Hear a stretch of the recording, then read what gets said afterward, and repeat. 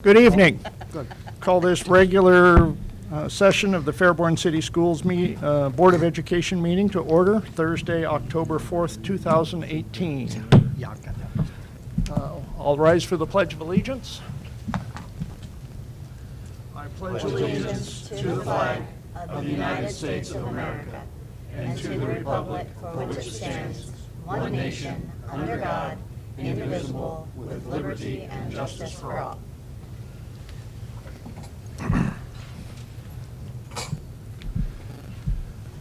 Mr. Philo, please call the roll. Mr. Wilson. Here. Mrs. Malad. Here. Mr. Browning. Here. Mr. McCourt. Here. Ms. Reister. Here. Okay, may I have a motion to approve the agenda as presented? So moved. Second. Thank you, Ms. Reister. Thank you, Mr. Browning. Ms. Reister. Yes. Mr. Browning.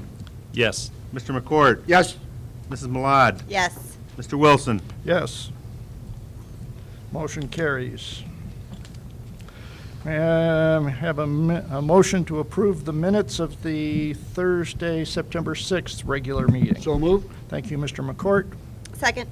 Thank you, Mrs. Malad. Any additions, corrections, comments? No? Okay. Mr. McCourt. Yes.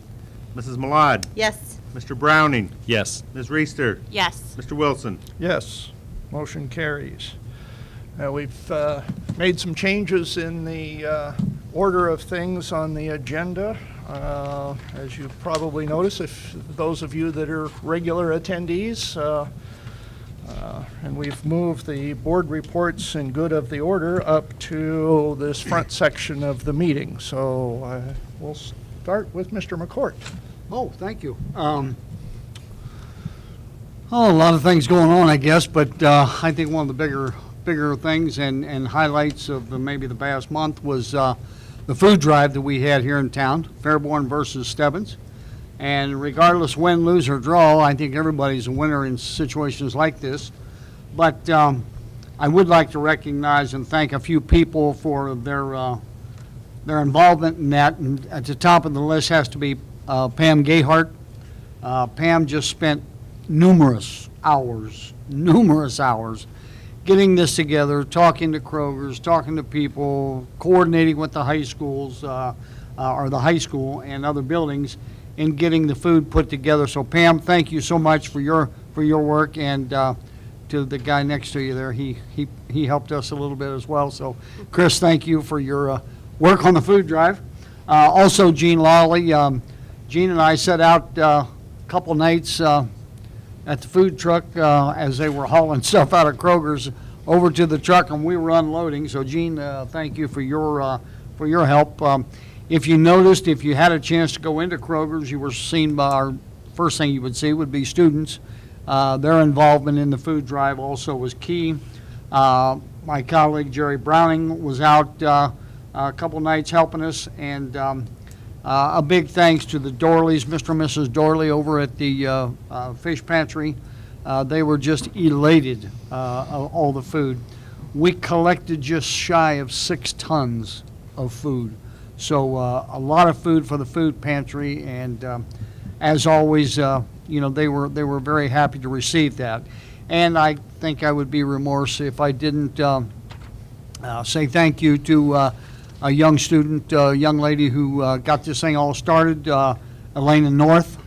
She kind of put this together last year, and we're going to carry on in her absence. So thank you, Elena. And I believe that's it for me. Okay. Thank you. Ms. Reister. Well, I will reiterate what Pat said. I also want to give a special thank you to the Education Connection, who donated 500 pounds as an individual organization. We also were a very successful run with the Goodwill Drive to Victory. So that's all I have. Okay. Mr. Browning.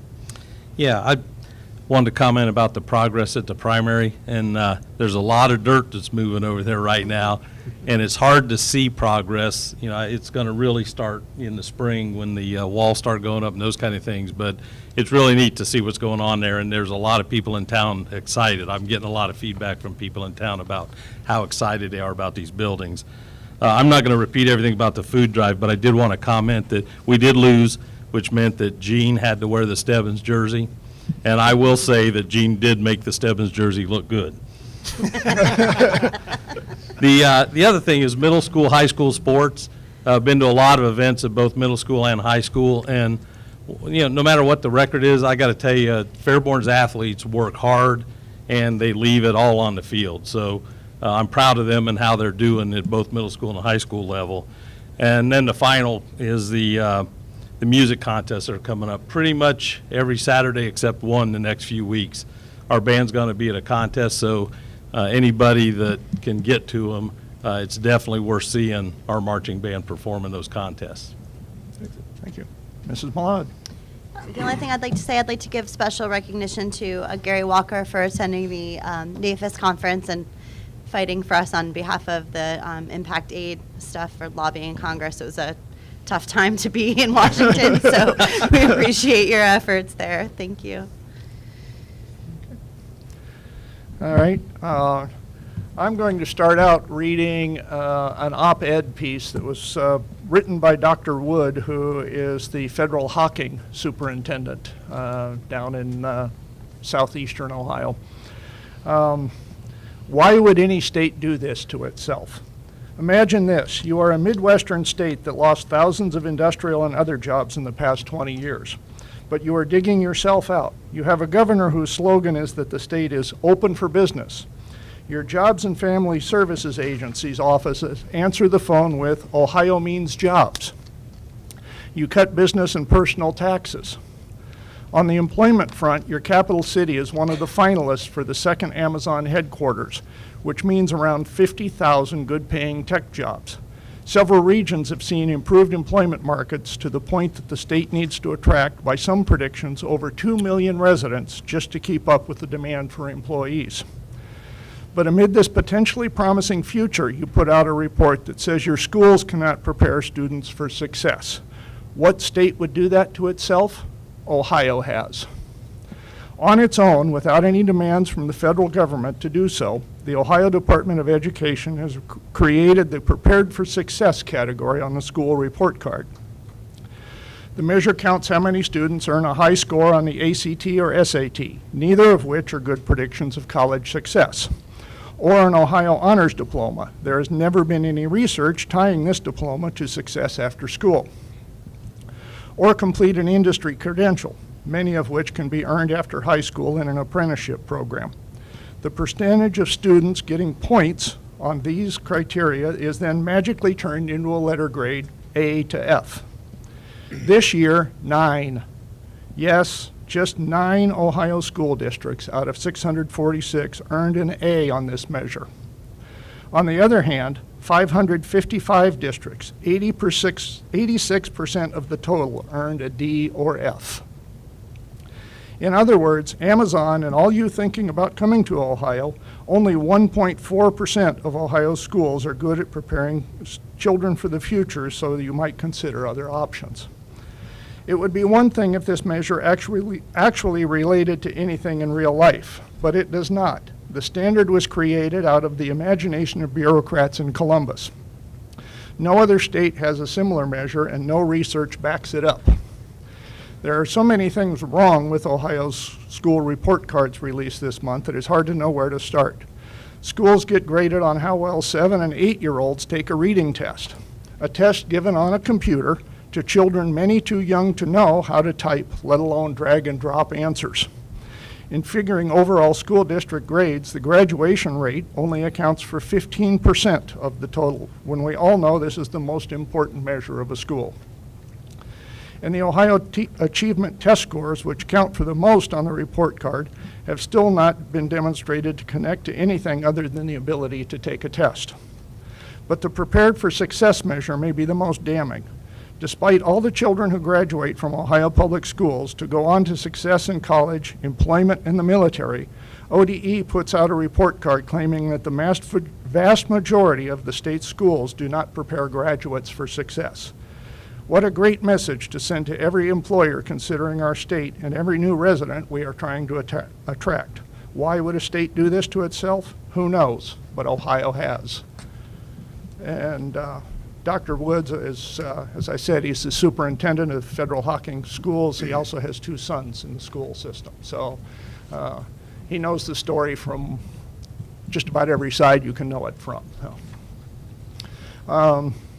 Also, I was very deeply flattered to receive communication from the Ohio School Boards Association that I am the Southwest Region nominee to the Ohio School Board, all Ohio School Boards. So all of you in this room that had anything to do with it, you have my deep thanks and a great appreciation for submitting that paperwork. So. Congratulations, Andy. Congratulations. And I will get off my soapbox. Oh, we like your soapbox. Or somebody else's soapbox. It's a good soapbox.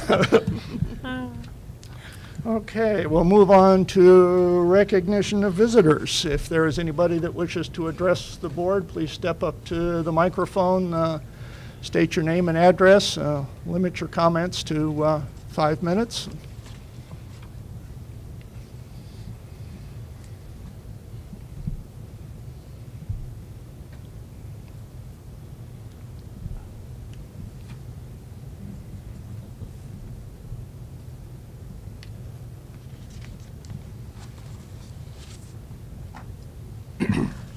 My name is Ann Foster, and I live here in Fairborn, and I have no children.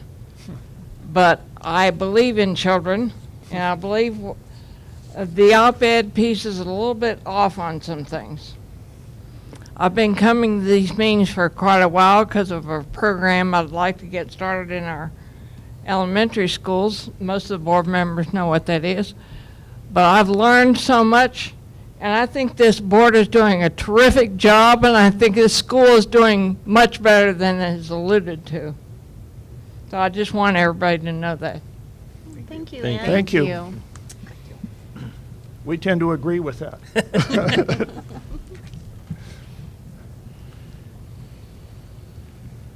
Anyone else?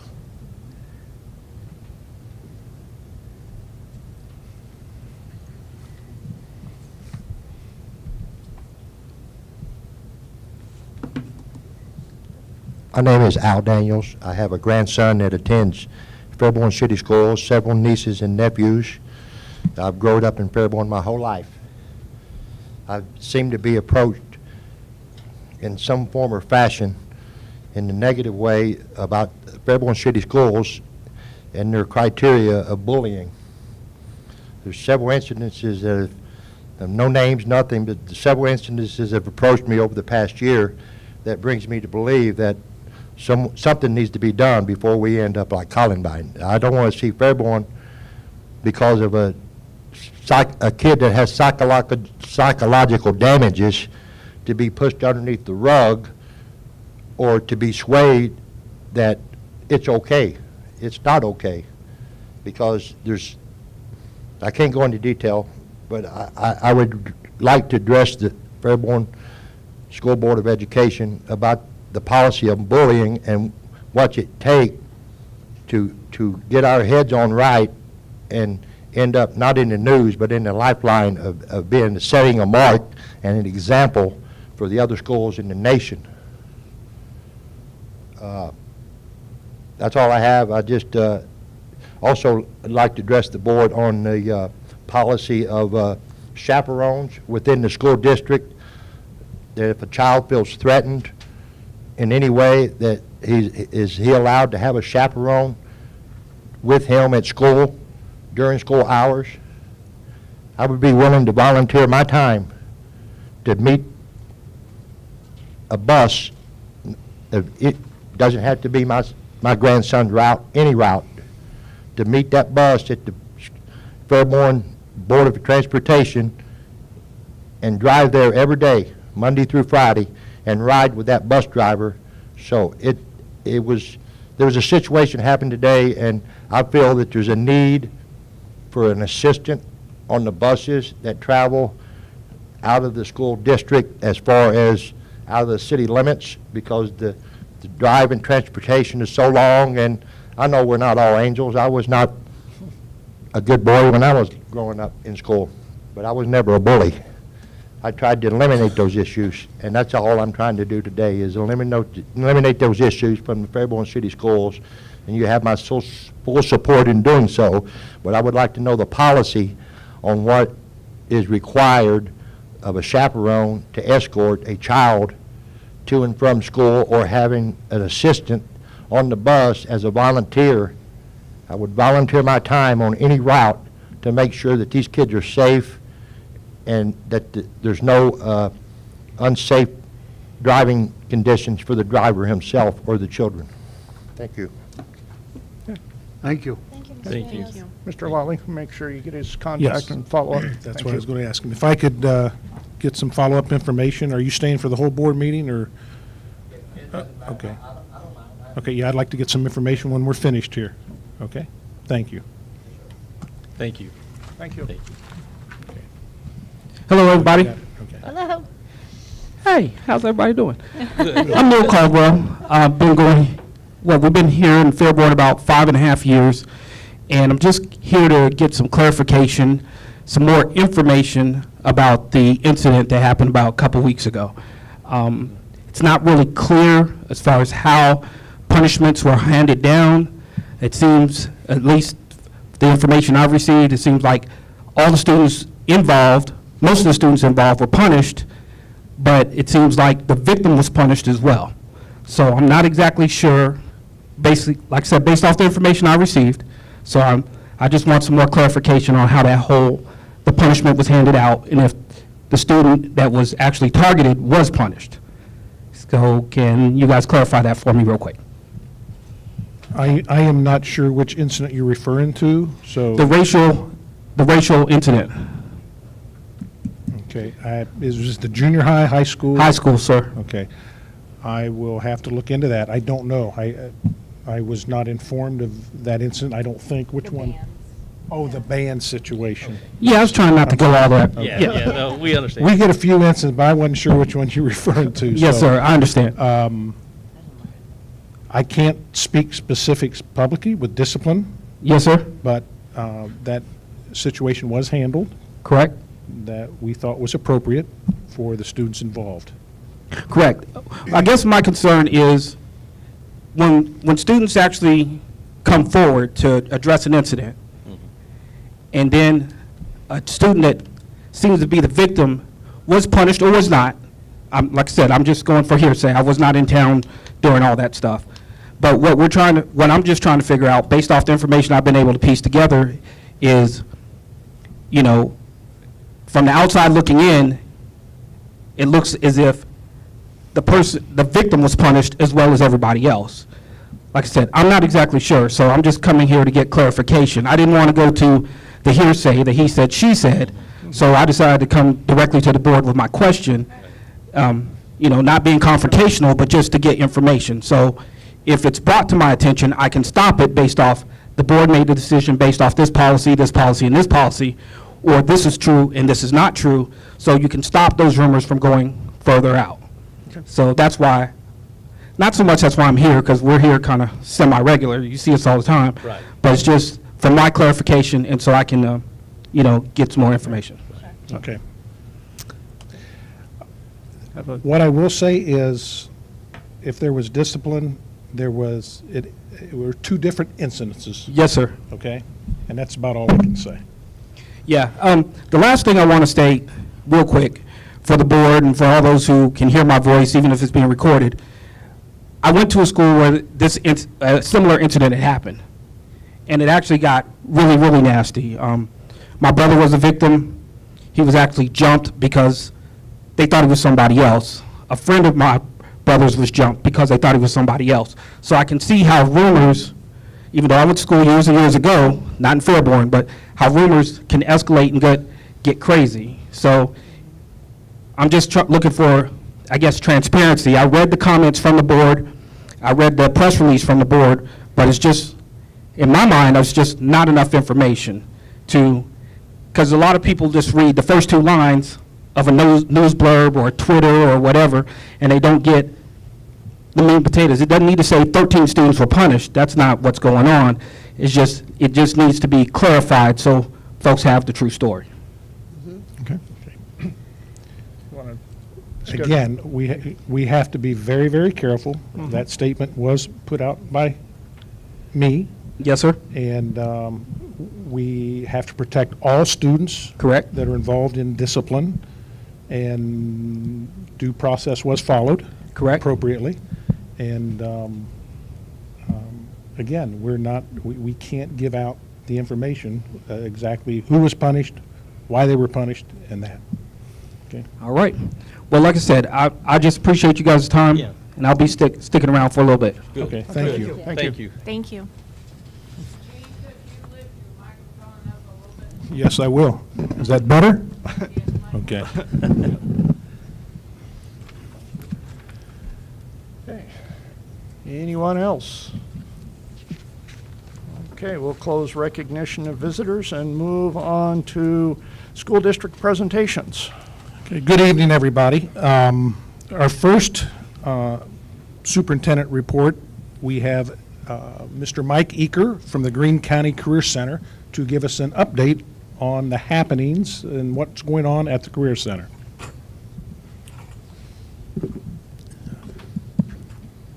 Thank you, Mr. Lawley, Mr. President, and everybody who's here tonight. Thank you. First thing I'd like to start out with is thanks to the Fairborn Board for their resolution of support for the Issue 2 levy, which, as everybody should know, will help provide funding for our new facility to expand our programs in support of the Take Flight initiative, which I briefed you on before, so I'm not going to go through that tonight.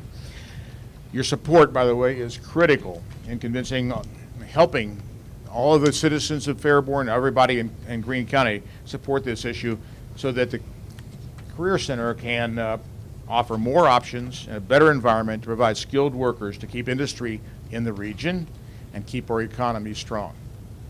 What I haven't briefed you on is a corollary program that we have initiated to provide our students with a program at the Greene County Airport leading to an airframe mechanic certificate under FAA process.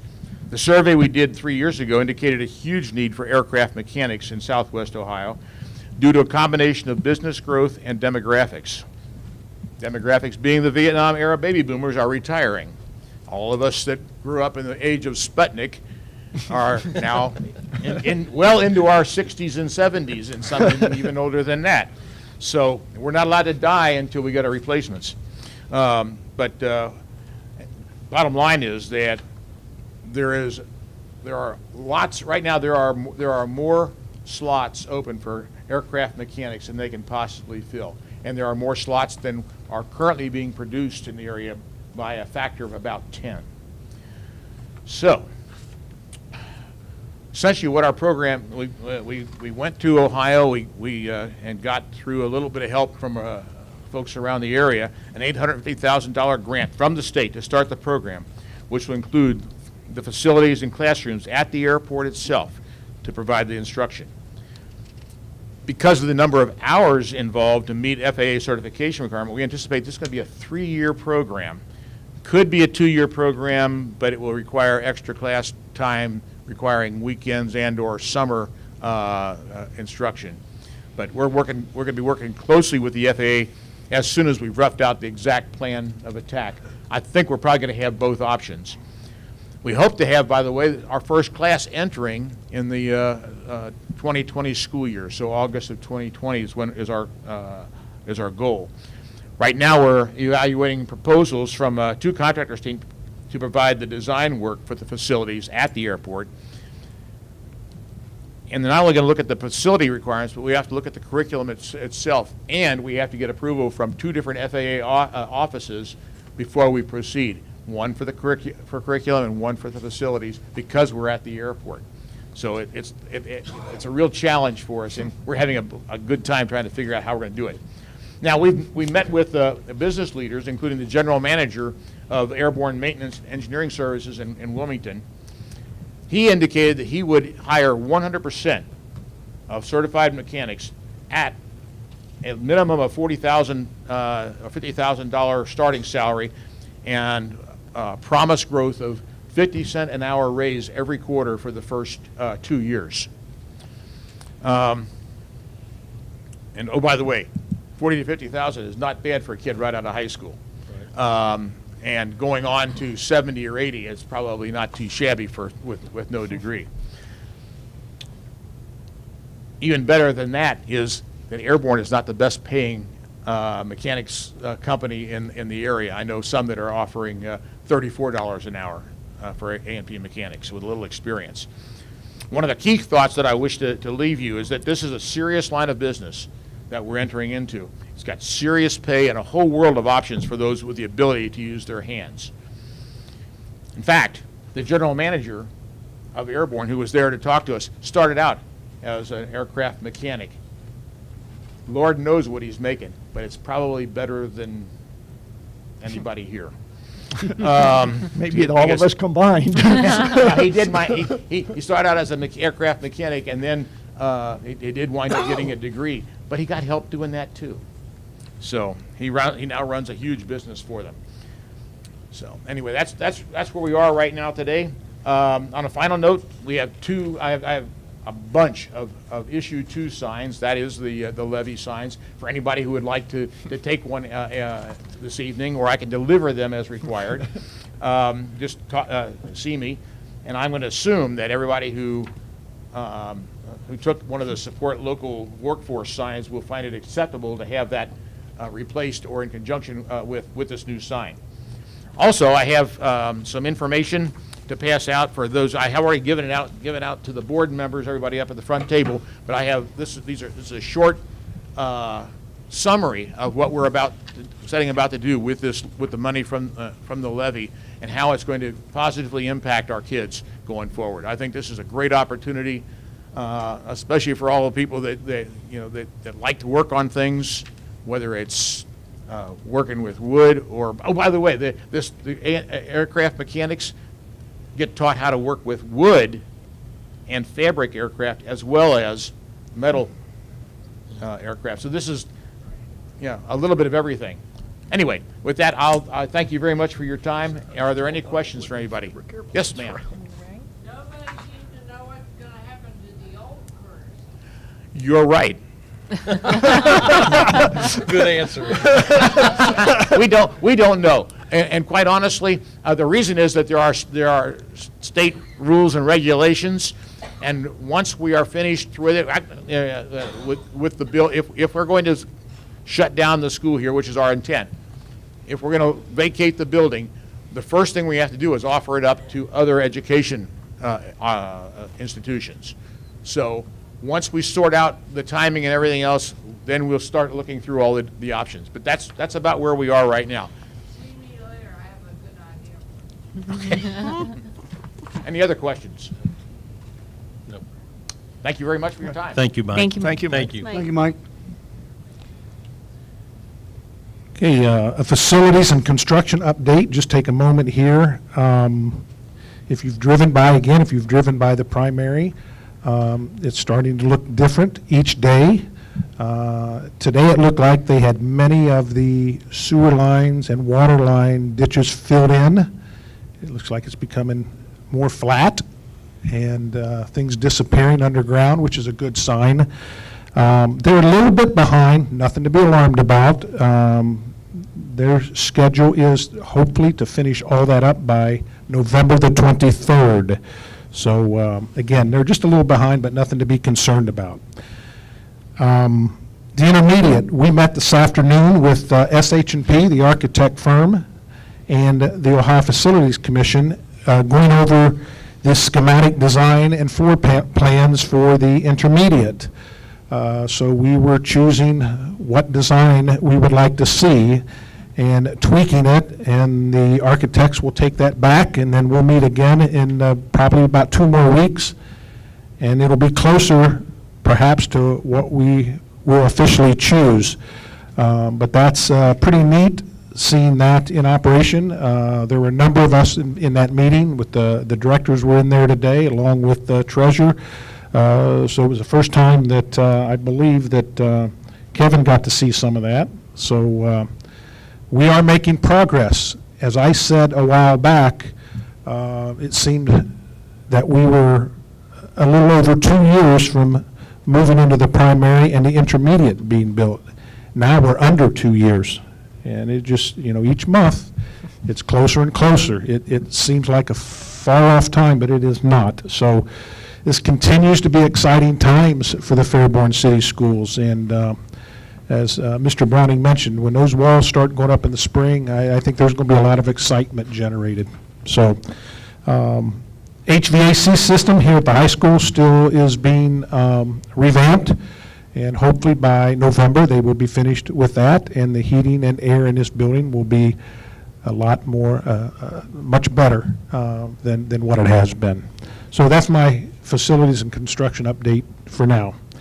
Next, Mr. Walker, who attended a meeting in Washington, D.C. A couple of weeks ago on impact aid, is here to give us a report. Fairborn City Schools, along with Mad River Schools and Beaver Creek, belong to an organization called the National Association for Federally Impacted Schools. That is, we call it NAFIS, and NAFIS, we meet twice a year to go to get information on funding for lands that were taken, became federal properties. Those federal properties, the government is to pay back in lieu of taxes. It's called impact aid. There are several funding sources for that. You can either have property, you can have basic support, construction, and Indian lands all become part of that funding. We fall under the category of basic support because we have people living in our community that either work on the base as civilians or live on the base or are active duty on the base, and we get monies for that. It is something that whenever appropriations are happening any given year, it's a line item that the presidents always are trying to reduce that, get rid of it. They don't understand it. Our organization fights to keep that money. There are different funding sources. You would have different levels of funding. You can be considered a high lot, which means that you're impacted maybe 100% of your people there are part of impact aid. We are about 17% impacted. When the base was bigger, we used to be about 35% impacted. We have dropped. Beaver Creek has increased because they changed some housing allotment bills that allowed military to a higher housing allot, and they started buying houses. Going into this appropriations year, it was proposed that $525 million be cut from impact aid. 90% of the people that are involved in NAFIS and lobbying for impact aid are mid to low lot. We are in that mid to low lot category because we are not 100% funded or over 50% funded for that land. So we know statistically that if low lot people, mid lot people don't show up twice a year to do that, the chance of funding is going to be reduced. We were able to not only keep that funding, but we were able to increase that funding by $31 million. And $1 million was given to property. Of the 3 districts in the area, monies for property is decided in a formula. Mad River is the only district of the 3 that gets not only the basic support but the property, so they would benefit for that additional $1 million. We went to lobby for 3 things: funding, sequestration, and vouchers. Sequestration has been put on hold, and that was taking federal dollars that were given to us in different titles. All of our Title I, Title II, all the things that do good things for students in school are part of that sequestration, and the idea was every year it was going to drop 5 to 10%. That has been on hold. Next year it becomes that sequestration goes back into effect. We have lobbied hard that impact aid should not be part of sequestration because this is the obligation of the government to pay in lieu of taxes. That bill only funds us 40% of what we should be getting from impact aid, like most bills are not fully funded, so having the sequestration would be a different cut. They have made a deal with us before that impact aid would not be part of that, but there are a lot of interest groups lobbying that sequestration just go away. The biggest issue that we're battling now is, and I'm blanking on it, whether it's the Harrison Group or the Harrigan Group, there is a group trying to take impact aid to create vouchers. And it's not that we necessarily are opposed to general public dealing with vouchers. We have voucher systems for a variety of things, but it should not come from impact aid. Again, impact aid is in lieu of taxes and helping us to pay for those military cost of educating military students. We were able to block it last year, and we have a coalition that is bipartisan that because of our efforts in impact aid when we went to the Hill, not only, but we had several people from the Hill talk to us that it was because of our stories and our impact that they were able to block that. And so if that would have not been blocked, impact aid would have lost, I think, $425 million out of basic support, which would be quite a hit. So far, for the last 5 or so years, we have been able to maintain, we have been able to grow, and so I just wanted to give an update of where we're at and what we do in order to keep those dollars. Thank you, Gary. Thanks, Gary. Yep, thank you. Keep up the good fight. That's right. That's right.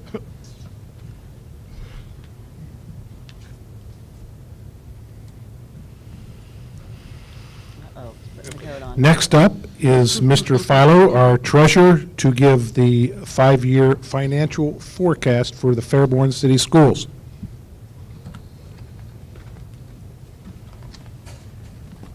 Good evening. I will move over that way, so.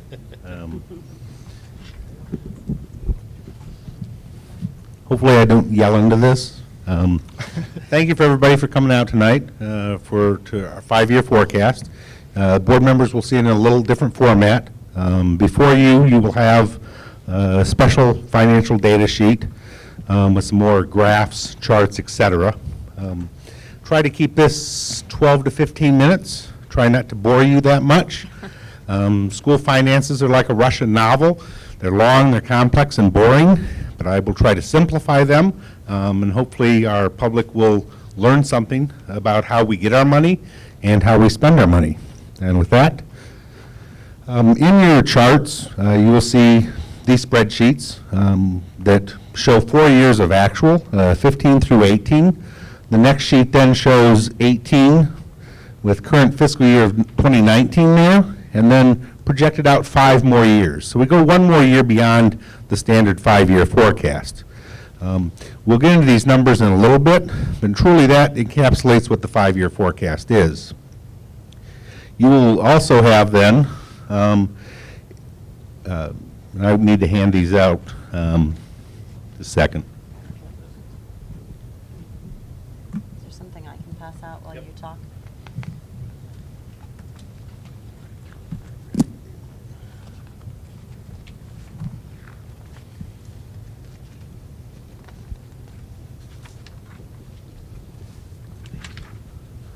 This is a more colorful spreadsheet with some highlights in it that shows more of our variables, the same exact numbers, but it shows the fiscal year 17 and 18 actuals. Projected is fiscal year 19, which is the current year that we're in. And we will talk about these more in depth as we get into it. We'll reference this sheet again so you can see it. Quite frankly, in terms of where does Fairborn Schools get their money? We will receive about $48 million a year. And all these graphs and charts represent the general fund only. And we have other funds, but this is our general fund, this is our operating funds. So roughly the Fairborn Schools will receive about $48 million this year. For the state foundation is about 41.6. You'll see state exemptions and other state. Collectively, with the red, the orange, and the yellow, is a little bit over 50%.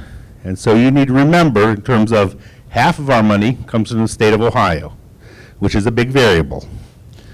The other half comes from local. Your real estate taxes that everybody has to pay, the income tax, which is about 8.8%, and then other local receipts. So it's a fine balance between the state and local. The big variables, the state of Ohio, the state funding, a new governor, a new budget, a new legislature, they will be a big variable of how the next 6 years look for us. And then real estate taxes and income taxes. Now, real estate taxes will not increase without a vote of the people, okay? And we've not had any new operating funds in terms of levies passed for the last 11 years. That's quite an accomplishment to where we're at. It's unrealistic to think, though, that that can continue forever and ever. So, two big variables when it comes to the revenues. The expenditures, total projected expenditures, about $45.5 million. Of that, the blue parts relate to people. Okay? We're a service-oriented government. Okay? We do not create tables. We do not make things. We provide a service. It takes people to teach, to clean our buildings, to serve our food, to drive our buses. That is what we spend our money on. In terms of roughly, about 70% is spent directly on those people, on those employees. And they are really, truly our biggest asset. Other is purchase services, which include money to charter schools, which include utilities, fuel for transportation, those type of things. Capital outlay, supplies and textbooks are pretty minimal. So the main thing we spend is on people. Back to the spreadsheet that you have, is I'll talk about those variables. In terms of the revenues, you'll see in blue the state monies. For the next year, I projected about a 0.5% increase. In fiscal year 2020, no increase. And then some would say conservative, some would say maybe optimistic, 3% increases in state funding for each of those 5 years, or 4 years, from 2021 through 2024. The only thing I can guarantee on this sheet is all these numbers will change, okay? I guarantee that, but they are our best guess right now for the future. And so we can plan for programs, so we can plan for finances, we can plan for raises, we can plan for when levies may be needed. So state of Ohio, big variable as well. The other big variable here, salaries and wages, down here in green. You'll see in terms of roughly the 23.5, or the about $21 million that we'll spend this year.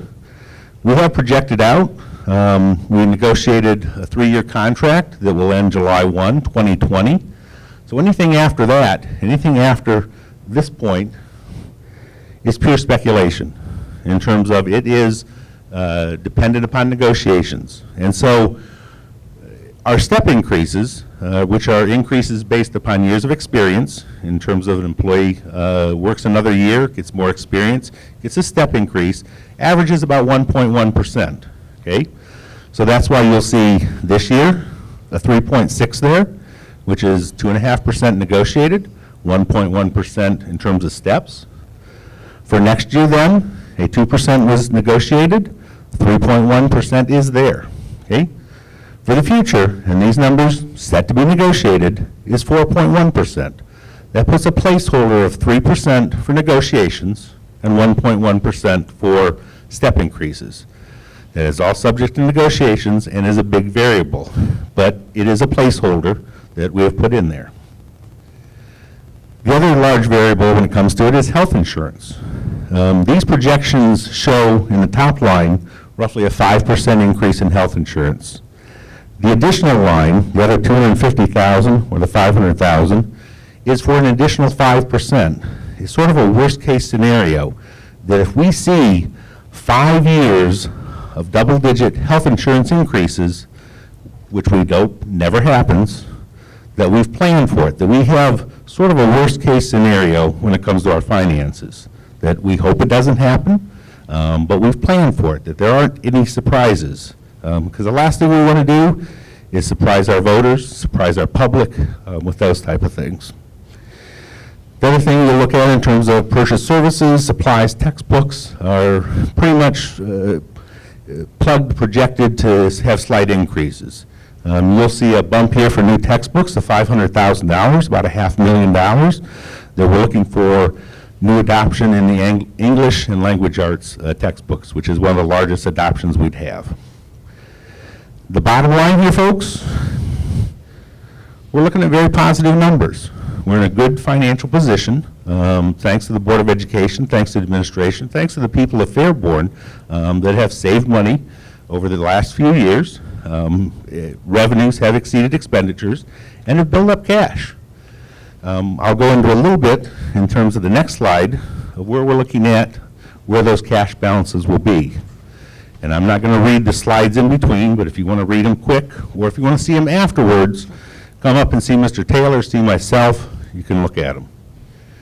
Ending cash balances, where is the bottom line going to be on June 30th?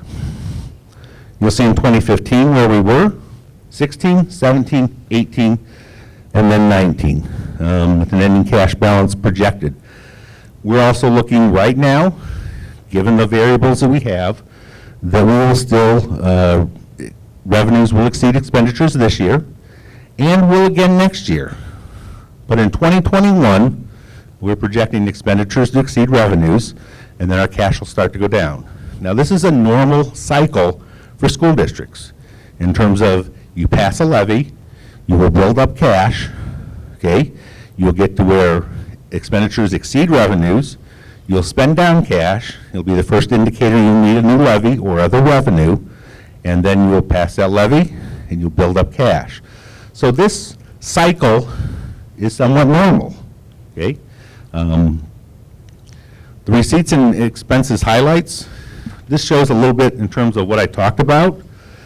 That gap that we're looking at 2019 is roughly, revenues will exceed expenditures by about 2.5 million. That's good, we'll build up cash. 2021, expenses will increase, basically due to inflation, but revenues, thanks to our friend House Bill 920, will stay flat. So we need to plan so we have financial stability for the next 5, 6 years.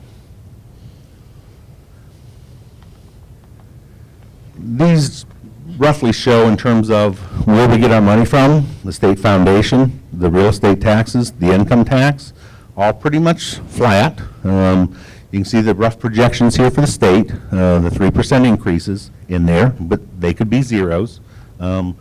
But this really highlights the House Bill 920 in terms of real estate taxes do not go up because of inflation.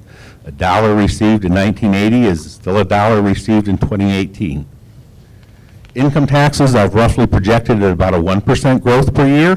Hopefully that's too conservative. Hopefully that they turn around and get better. The next major revenues, I've repeated the state income tax, shown the other things so you can sort of get an idea. They would look insignificant on the other chart if we left it there. The major expenditures, salaries and wages, were pretty much flat for a couple of years. Slight increases here for 19, and then the placeholders here out for the future. Same way with the fringe benefits and the purchase services. Purchase services are about flat lined. The fringe benefits show that 10% worst case scenario built in there. Again, in terms of these are major expenditures that would show more insignificant on the other chart. You'll see the blip here in supplies and textbooks that I talked about, the $500,000 for English language arts. Debt highlights. We're in a great place in terms of where we are in terms of debt. The Fairborn schools have zero operating debt. All the debt that is shown here is for facilities, okay? So in terms of, think of it as the mortgage on your house, okay? But we don't have any credit card debt, okay? We're in a good place, we're financially stable, we're not deficit spending. So these are old bonds that were refinanced in 2015 that saved the district money when they refinanced. These are the new ones that are paying for those new buildings, those new sewers, those new walls that Gene talked about. So in terms of our total debt looks massive, but there's also the bond levies that will pay for them. In terms of the way bond works, you sell the bonds, you get the money, you build the buildings, and you pay them off over the next 30 years, sort of just like a house mortgage. Finally, I put in a chart that showed average daily membership for the last 11 years. It shows it pretty much flatlined in terms of no huge growth projected from the past, none anticipated for the future. I look for next 6 months to have some future projections on here, though. But the main thing I'd like you to remember is the Fairborn schools are financially secure. We roughly spend about $48 million a year. We rely half on local taxes and half on the state of Ohio. We spend most of our money on people, okay? And I think we get great return for the people that we have. We have a stable financial future, but there's a lot of curveballs that could come our way. So would entertain any questions from the Board of Education at this time. No, I don't have any right now. I No. reviewed it, a lot of this ahead of time, and well presented. Thank you. Yep. You made that pretty layman for a blonde like me. Mary. Thank you. Thank you, Kevin. Thank Yes, you, thank Mr. you, Fowler. Kevin.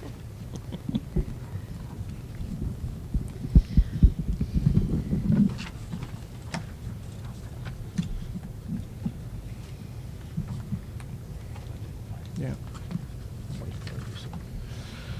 Okay, we'll move on to item 9, budget and finance. May I have a motion, please? So moved. Thank you, Mr. Browning. Second. Thank you, Ms. Reister. Discussion, comments, questions, Miss? Mr. Philo? Mr. any- Browning, Yes. Ms. Reister, Yes. Mr. McCourt, Yes. Ms. Malad, Yes. Mr. Wilson. Yes, motion carries. Item 10, new business. Doesn't look like there's anything in new business. We have item 11, administrative reports and superintendent recommendations, which is the replacement from what we used to call the consent agenda. Right. And that runs through page 7. Oh, man, top of page 7. May I have a motion? So moved. Thank you, Mrs. Second. Malad. Thank you, Mr. McCourt. Any discussions, comments, questions? Okay, call the roll, please. Mrs. Malad, Yes. Mr. McCourt, Yes. Mr. Browning, Yes. Ms. Reister, Yes. Mr. Wilson. Yes, motion carries. Okay, the next item is an executive session, item 7, executive session to discuss the employment and compensation of a public employee, which will include the board and the treasurer and the superintendent. Before we go in there, I want to make sure that those of you that we have requested contact information or requested follow-up, get with Mr. Lally or one of the other administrators here to get your contact information so they can follow up with you. Yes. Point of order, Mr. President. I'd just like to make a comment. October is Breast Cancer Awareness Month. I would ask for each and every one of you ladies that work in our district to get to the doctor and take care of yourself. You're very important to us, and we don't need any surprises. So with that said, please, please, please, go get checked out and make sure everything's good. Thank you. Okay, and there's no action expected after the executive session, so you're welcome to stay in the room. We will have a short work session after the executive session where we just sit around the tables and talk a little. But other than that, you're welcome to stay, or you can leave if you want. May I have a motion? So moved. Thank you, Second. Mr. Browning. Thank you, Ms. Reister. Mr. Browning, Yes. Ms. Reister, Yes. Mr. McCourt. Yes. Mrs. Malad, Yes. Mr. Wilson. Yes, motion carries. We are now in executive session.